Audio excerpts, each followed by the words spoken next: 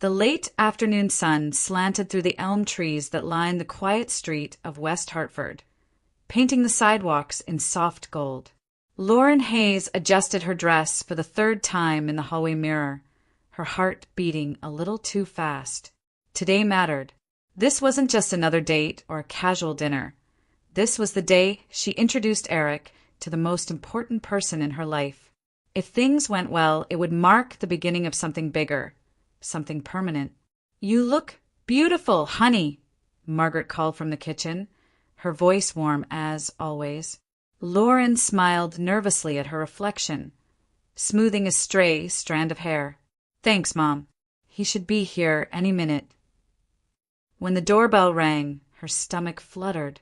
Eric stood on the porch in a crisp button-down shirt and tailored trousers, every bit the composed, confident attorney she had fallen for. "Ready?" he asked with a soft smile, taking her hand. "More than ready," she breathed, leading him inside. The familiar scent of cinnamon and old books wrapped around them as they stepped into the living room. Margaret appeared, wiping her hands on a dish towel, her face lighting up at the sight of her daughter. "You must be Eric," she said warmly. Come in, come in." They settled at the kitchen table, a pot of chamomile tea steaming between them and a plate of Margaret's famous lemon cookies set in the center. Conversation started easily. Margaret asked about his work, and Eric spoke confidently about his career at a Hartford law firm, his focus on corporate litigation, and his plans to one day make partner. He spoke about the importance of building a stable family foundation, of managing resources wisely, of keeping everything under control to ensure a good life. Lauren listened with admiration, nodding along, filling in a detail here and there to make sure nothing fell flat. To her, he was everything she had hoped for, steady, intelligent, and dependable. Margaret listened quietly, smiling and nodding in all the right places, but Lauren caught the subtle shift in her mother's expression.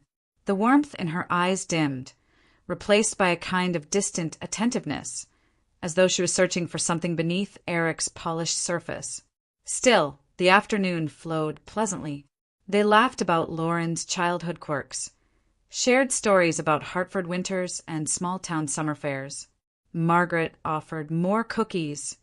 Eric complimented her tea, and everything on the surface felt just as Lauren had imagined. After an hour, Eric glanced at his watch and stood. "We should get going. Dinner reservations," he said, kissing Lauren lightly on the cheek before turning to Margaret. "It was a pleasure meeting you, Mrs. Hayes." "The pleasure was mine," Margaret replied with a polite smile. "Drive safe." When the door clicked shut behind him, the house seemed to grow quieter.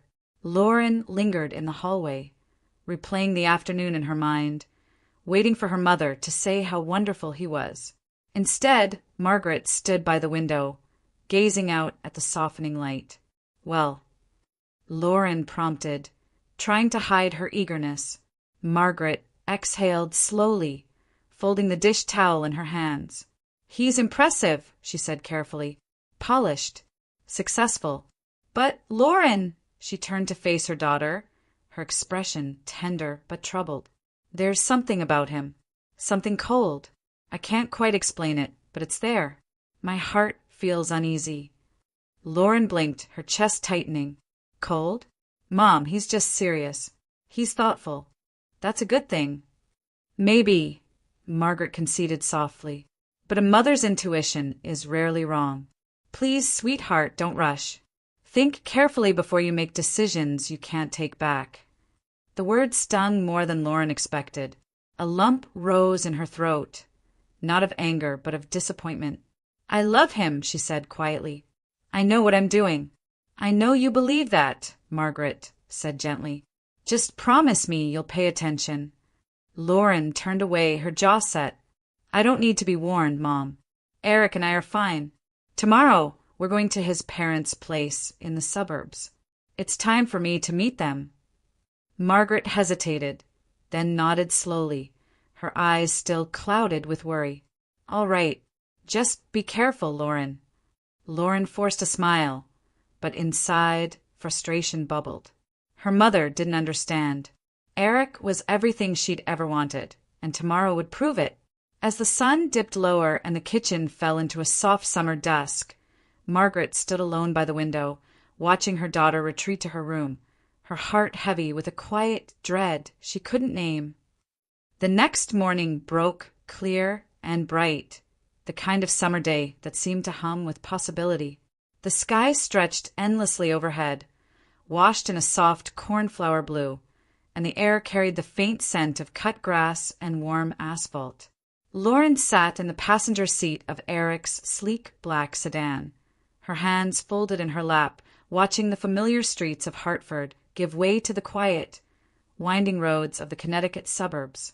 Wildflowers nodded lazily along the roadside, and the golden fields beyond them rippled like silk in the breeze. She felt a flicker of excitement deep in her chest. Today was another milestone, meeting his parents, being welcomed into his world. "You'll like them," Eric said, glancing at her with a reassuring smile as the car purred down the highway. "They're traditional, but they're good people. They value order and hard work. That's what I was raised on." "I'm sure I will," Lauren replied, smiling back, though she couldn't help feeling a little nervous. "Just be yourself," he added, then paused as if reconsidering. "Well, maybe keep a few things in mind. My parents are particular about their home. They put a lot of care into it." "Like what?" she asked lightly. Eric's tone shifted subtly, becoming more precise. "For example, don't walk on the grass. They take a lot of pride in the lawn, and they hate when people step off the paths. And if you see fruit trees or plants, don't pick anything. They'll offer it to you if they want you to have it. It's just how they are." Lauren laughed softly. "That's fine. I wasn't planning on raiding the orchard." He didn't laugh with her. "I know it sounds a little strict," he said, "but they have their ways. Everything has its place. It's how they've always done things." She nodded, brushing off the faint unease that crept in. Wealthy people often had their quirks. It wasn't strange. In fact, there was something charming about people who cared so deeply about order and tradition. As they left the main road, the landscape grew quieter and more refined. Stately maples lined the lanes, their leaves shimmering in the sunlight. The air smelled faintly of honeysuckle and cedar mulch. Then, as the car turned onto a long private drive framed by wrought iron gates, Lauren felt her breath catch. The Whitman estate unfolded before them, like a page torn from a garden magazine. A sweeping lawn stretched out in perfect symmetry, not a blade of grass out of place. Flower beds bloomed in precise patterns, a riot of color contained within geometric borders. Even the gravel on the driveway looked deliberately raked into neat lines.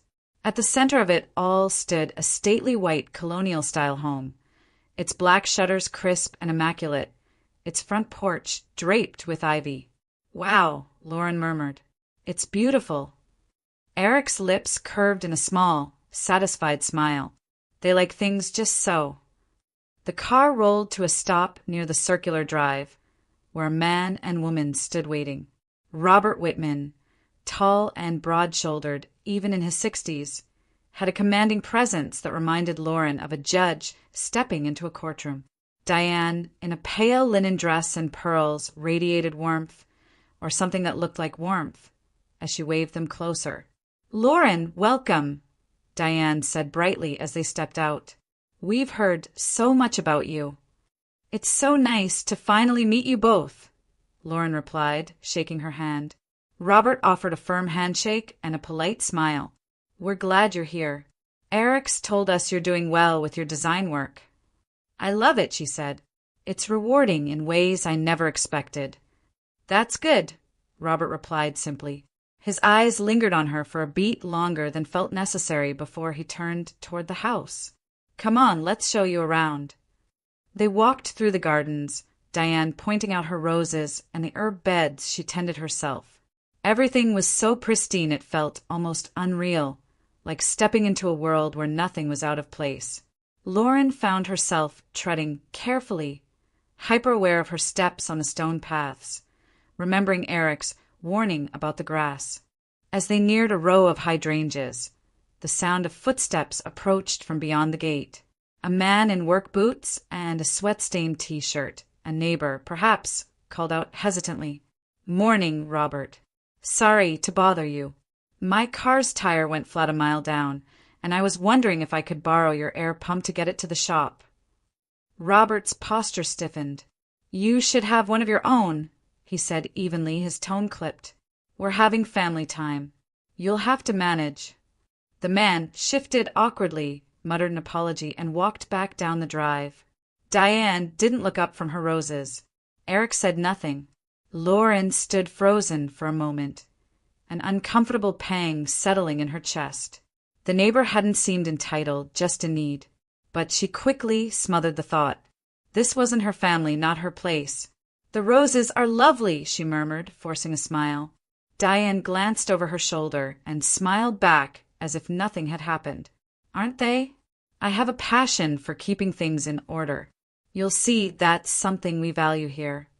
Lauren nodded, though the word order now rang differently in her ears.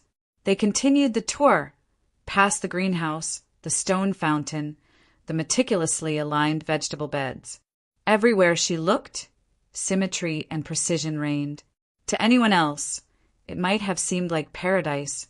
To Lauren, it was beginning to feel like something else, a place where nothing dared to grow beyond its assigned space. As she stepped deeper into the manicured garden, the warm summer breeze stirred the hem of her dress. She inhaled deeply, willing herself to relax. It was beautiful here, she reminded herself. Perfect, even. And yet, somewhere beneath that perfection, something unsettled had begun to stir, something she couldn't name. And as Diane's voice carried ahead of her, bright and pleasant, Lauren had no way of knowing that by the end of the day, this immaculate world would reveal its darkest truth. The table beneath the sprawling oak tree looked like something from a lifestyle magazine. A long stretch of polished wood covered in crisp linen, the afternoon light filtering through the leaves above and casting dappled patterns across the dishes. Bowls of fresh salad made from vegetables picked that morning gleamed with olive oil and herbs. A loaf of golden, crusty bread sat beside a block of homemade butter. There were jars of Diane's apple compote and pitchers of cold cider pressed from the orchard just beyond the fence. Everything, every plate, every garnish, had been placed with meticulous care. Lauren sat between Eric and Diane, her hands folded neatly in her lap as she tried to absorb the scene. "It's all so beautiful," she said sincerely, "and delicious. I can't believe you made so much of this yourselves." Diane beamed at the praise. "Oh, we don't rely on stores for things we can produce ourselves," she said. "That's not how Robert and I were raised. Our parents came from nothing. Everything you see here, the house, the land, this table, was built by hard work and discipline." Robert, seated at the head of the table, nodded approvingly. "People these days expect things handed to them," he said, slicing a tomato with deliberate precision. "But we believe in earning what we have. That's how you build character, by keeping things in order and taking responsibility for every detail." Lauren smiled politely and reached for the bread, but something in his words made her stomach tighten. Diane continued, her tone light but deliberate. "And we've taught Eric the same. He's always been focused, never one to drift aimlessly. That's why he's successful. That's why he'll make a good head of a household." She turned to Lauren with a knowing smile. "He'll expect the same from his partner, of course." Lauren swallowed, unsure how to respond. "I think shared values are important," she said cautiously. "Respect, kindness, patience, those matter too." "Oh, of course," Diane said, waving a dismissive hand. "But those are a given. What separates strong families from weak ones is structure, boundaries, understanding one's place." The word place lingered in the air longer than it should have. Lauren reached for her glass of cider, hoping the cool sweetness would wash away the sudden dryness in her throat. Robert gestured toward the rows of vegetables beyond the garden. "See those tomatoes? Not a single one grew by accident. Every plant was pruned, watered, shaped. That's why they're perfect. It's the same with a family. Left untended, it grows wild and useless. Diane laughed softly, as if the metaphor were charming. Lauren forced a smile, but her heart had begun to thud a little harder. She found herself thinking of her mother's words. There's something cold about him, something I can't explain. She glanced at Eric, hoping for a reassuring smile, but he wasn't looking at her. He was watching her, studying her, as if trying to decide whether she belonged here in this world of precision and control. His eyes weren't warm, they were measuring, and the longer they lingered on her, the more exposed she felt. "You've done an incredible job," she said brightly, trying to push the thought aside. "Everything here is so perfect." "Perfection doesn't happen by accident," Robert said. "It takes discipline. It takes knowing when to be firm." He set his fork down, his expression thoughtful. Too much softness in gardens or in families leads to ruin. A breeze rustled the leaves above them, but Lauren felt none of its coolness. The air seemed heavier now, pressing against her skin. Diane poured more cider into her glass, her smile unchanged. "We're proud of what we've built here," she said. "Proud of the values we've passed down. Eric understands the importance of legacy." Eric said nothing. He didn't need to. The silence between them spoke volumes. Lauren tried to steer the conversation toward lighter ground. Her work, the art exhibit she'd helped design, a recent trip to the coast. Diane listened politely, but her responses were clipped, steering the topic back to the house, the land, the Whitman family, and all they had accomplished. Lauren's compliments, sincere though they were, felt inadequate, swallowed by a tide of self-congratulation that seemed to fill every corner of the garden. The longer she sat there, the more she became aware of an undercurrent she hadn't noticed before, a chill beneath the sunny veneer, a faint current of judgment winding its way through every word. It wasn't hostile, not outright, but it was there, a subtle message. This is who we are. Can you be this too? She looked at Eric again. He was still silent, still watching. Not smiling, not reassuring, just evaluating. And in that moment, her mother's warning echoed louder than ever. Robert reached for another slice of bread mid-sentence when something in the distance caught his eye. His hand froze. The conversation faltered. His gaze hardened, shifting toward the far edge of the property. Without a word, he pushed back his chair and stood. "What is it?" Diane asked, her voice still light, but with a thread of tension. Robert didn't answer. He stared into the distance for a beat, his jaw tightening. Then, with a muttered "Excuse me," he turned and strode across the lawn, his steps purposeful and quick. Lauren blinked, startled by the sudden shift. "Is everything okay?" she asked. Diane's smile returned instantly, too quickly. "I'm sure it's nothing. Robert just likes to keep an eye on things." Eric said nothing, his gaze following his father's retreating figure. Lauren tried to settle the unease prickling beneath her skin, but the spell of the idyllic afternoon had been broken. Something was happening, something she didn't understand. And as the distant figure of Robert disappeared behind the orchard, a thin thread of dread began to weave itself through the still summer air. A sharp, panicked sound pierced the stillness, thin and high, like a bird caught in a snare. Lauren froze, her fork halfway to her mouth. Diane paused mid-sentence. Even Eric's gaze snapped away from her, following the direction Robert had disappeared moments before. The cry came again, closer this time, and then the sound of shuffling feet and a gruff voice cutting through the quiet afternoon. When Robert returned, he wasn't alone. In one hand, he clutched a branch-like stick, its bark stripped smooth. In the other, he dragged a small boy by the collar of his t-shirt. The child couldn't have been more than 10, his cheeks streaked with dirt and tears, his legs stumbling to keep pace with Robert's long strides. A few pale green pears tumbled from his pockets, and rolled across the grass. "Got you, you little thief!" Robert barked, shaking the boy so hard he yelped. "Thought you could sneak in and take what isn't yours." The boy whimpered, his small hands gripping at Robert's wrist. "I'm sorry, sir. I was just hungry. I only took 2. Lauren's heart lurched. 2 pears. He was just a child.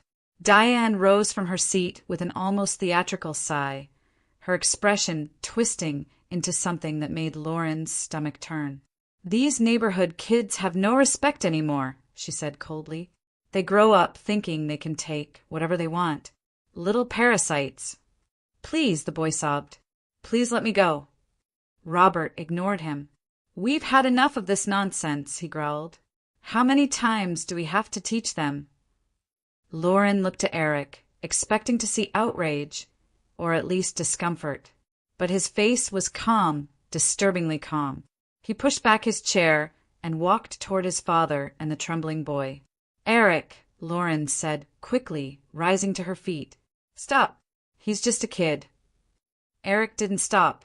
He crouched slightly so his face was level with the boy's. His voice was low, deliberate. "If you ever come back here, if you ever cross that fence again, I'll tear your ears off. Do you understand me?" The boy cried harder, nodding frantically, but Eric wasn't finished. He grabbed the boy by the ear, twisting just enough to make him squeal. "Say it," he hissed. "Say you understand." "I understand. I'm sorry." Lauren's breath caught in her throat. She felt the ground tilt beneath her. This wasn't Eric, not the man who brought her flowers on Fridays, who kissed her forehead in the morning. This was someone else entirely, someone capable of cruelty without hesitation. "Eric, stop it!" she shouted, stepping forward. "You're hurting him." Diane turned to her, her smile gone, replaced by a look of frosty condescension. "Lauren, darling, don't involve yourself. This is how children learn. If no one teaches them consequences, they'll grow into criminals." "He's 10. Lauren cried. "He's a child, not a criminal." "Children become criminals," Diane replied smoothly, folding her arms. "And I, for one, would rather stop that before it starts. Robert, maybe we should call the police. Let them make a note. A juvenile record might make him think twice." The boy wailed, dropping to his knees. "No, please. Please don't call them. I didn't mean to." "Get up," Robert snapped, yanking him to his feet. "You trespassed. You stole. That's a crime.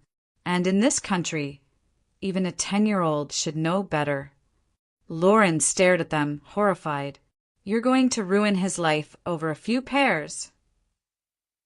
Robert's gaze cut to her, hard and disdainful. "That few pears represents our work, our effort, our property. People like him think they're entitled to what we built. We won't tolerate it." Something inside Lauren broke. It wasn't just what they were doing, it was how much they enjoyed it. The righteousness in Robert's voice, the cruel satisfaction on Diane's lips, and Eric, her Eric, watching it all with a detached, almost approving calm. "Look at him," Diane said sharply. "He's not even sorry. If we don't deal with this now, he'll be climbing through windows in 5 years." Lauren shook her head in disbelief.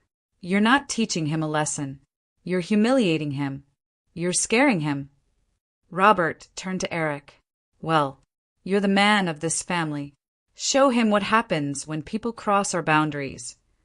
Eric's jaw tightened. He grabbed the boy by the shoulder and jerked him upright. The child cried out, his legs buckling. "You think you can steal from us?" Eric said, his voice rising. "Next time, we'll let the police handle you.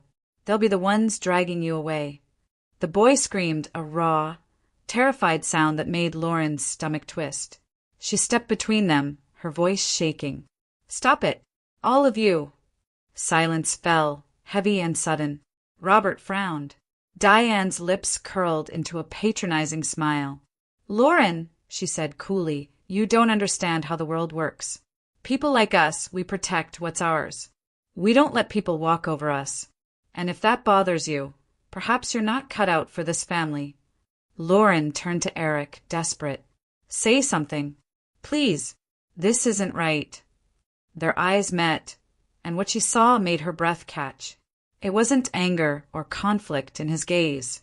It was calculation, cruelty, a cold, quiet approval that froze her to her core.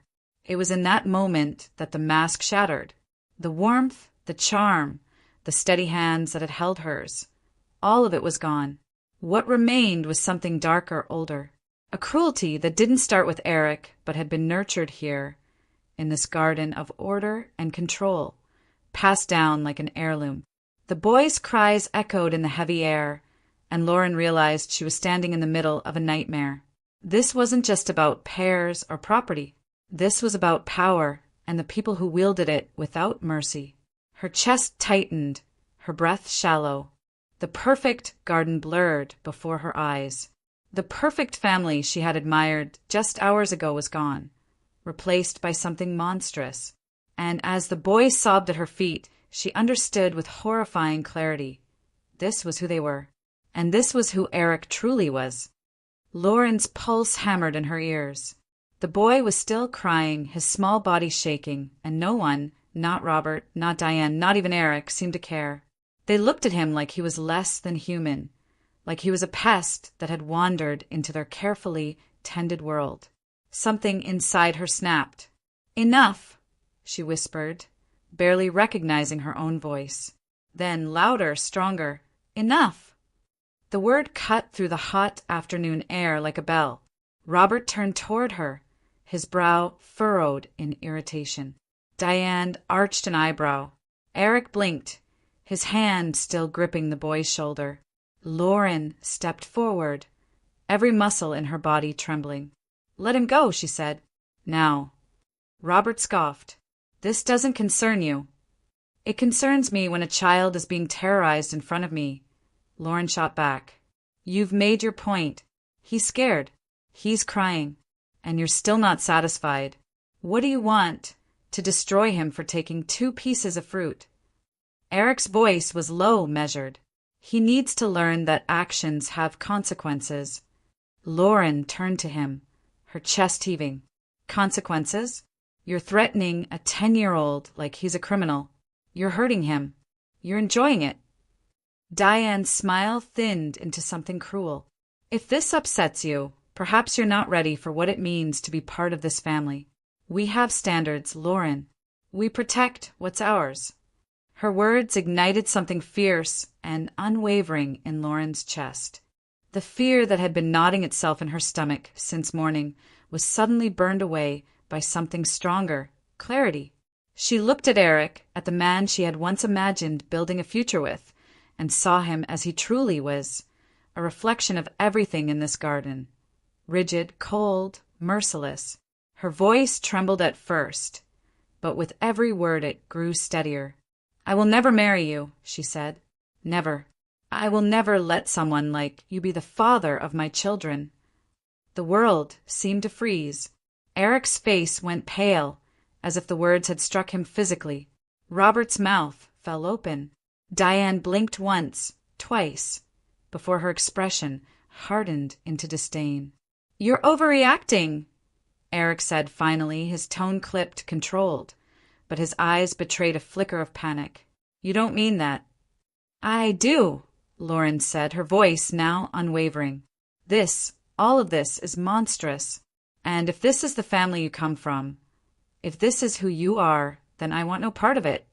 Diane let out a sharp, disbelieving laugh. Oh, please. You'll regret this. Women like you always do. You'll come back once you realize what you walked away from. Lauren didn't respond. She couldn't. Every fiber of her being screamed to get out, to run. The boy, still trembling, clutched at the back of her dress. Instinctively, she stepped closer to him, shielding him with her body. It's okay, she whispered. You're safe now. For a brief, suspended moment, no one moved. The Whitmans stood like statues in their perfect garden, Eric still and silent, Diane's smile brittle and mocking, Robert fuming just beneath the surface. And then, without another word, Lauren reached for the boy's hand. "Come on," she said softly. Together, they walked across the flawless lawn, the boy stumbling beside her on unsteady legs. She didn't look back. She didn't want to see Eric's face, or the contempt in Diane's eyes, or the fury simmering behind Robert's silence. The pristine garden, once so beautiful, now felt suffocating, a gilded cage she was desperate to leave. When they stepped through the wrought iron gate and out onto the dusty lane beyond, Lauren finally stopped. The boy stood beside her, still crying quietly, his face blotchy and red. She crouched down so that her eyes were level with his. "Hey," she said gently, brushing a tear from his cheek. "Look at me." His wide, frightened eyes met hers. "You have to understand something," she said. "Taking something that isn't yours, that's not right. You can't do that. But what they did in there." Her voice softened even more. "That's worse. Grown-ups are supposed to protect you, not scare you like that. What they did was wrong." The boy sniffled and nodded. "I'm sorry," he whispered. "I won't do it again." "I believe you," Lauren said. "Now go home. Be safe." She gave his small hand a reassuring squeeze and then let go. He hesitated for only a moment before darting down the road, his skinny legs carrying him away from the estate as fast as they could. Lauren watched until he vanished from sight. Then she straightened, her heart pounding but strangely steady. A warm breeze stirred the trees overhead, carrying the faint scent of ripening fruit. Just hours earlier, she had walked into this place thinking she was stepping toward her future. Now she knew she had narrowly escaped a disaster. She pulled her phone from her bag and called for a taxi. As she waited, she stared back at the tall iron gates. They stood closed now, silent and imposing, like the walls of a fortress guarding not wealth or legacy, but cruelty. Eric had told her once that he admired strength, that he valued control. Now she understood what that meant.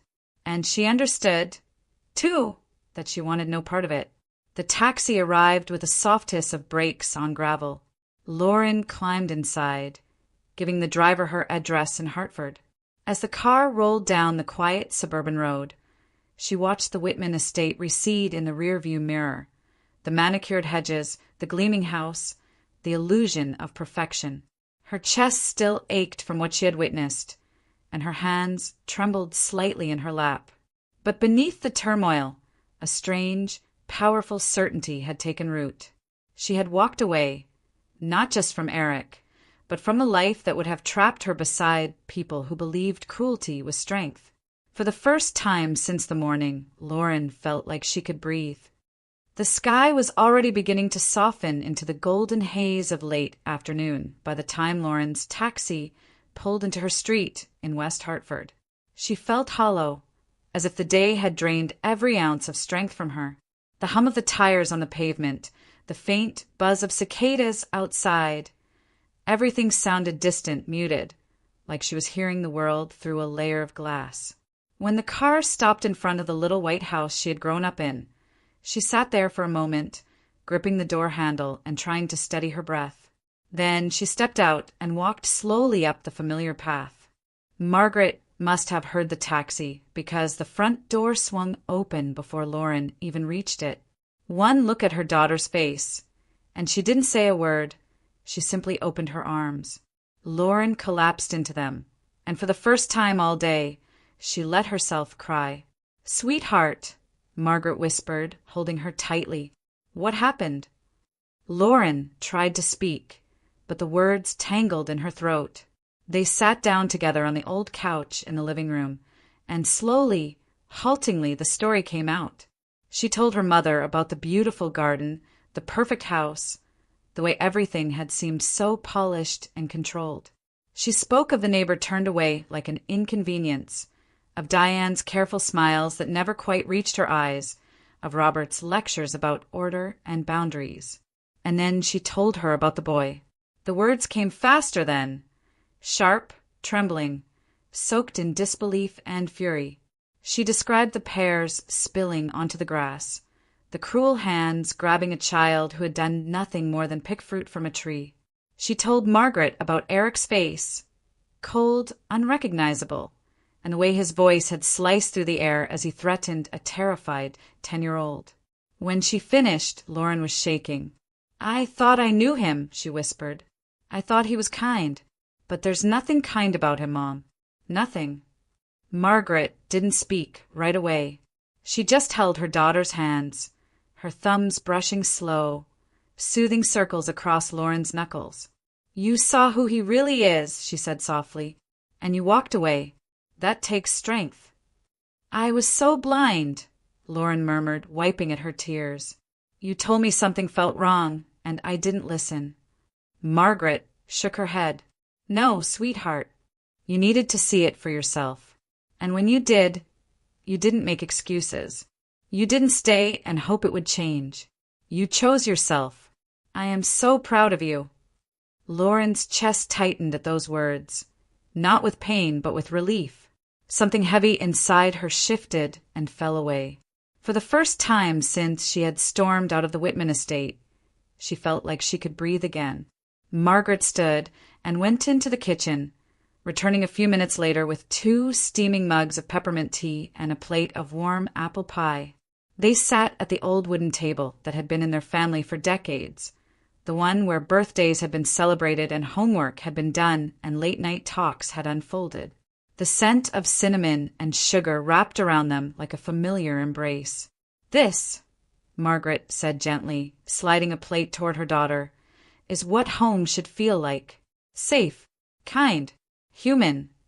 Lauren nodded, her throat tightening again. "It's the opposite of that place," she said quietly. "Everything there looked perfect, but it was cold, soulless, like nothing mattered but control." "Some people mistake control for strength," Margaret replied. "But strength is choosing kindness even when it's hard. It's seeing someone weaker and protecting them, not crushing them." They sat together long after the tea had cooled, talking in low voices about everything and nothing. Lauren felt the tension slowly drain from her body, replaced by a deep, quiet peace.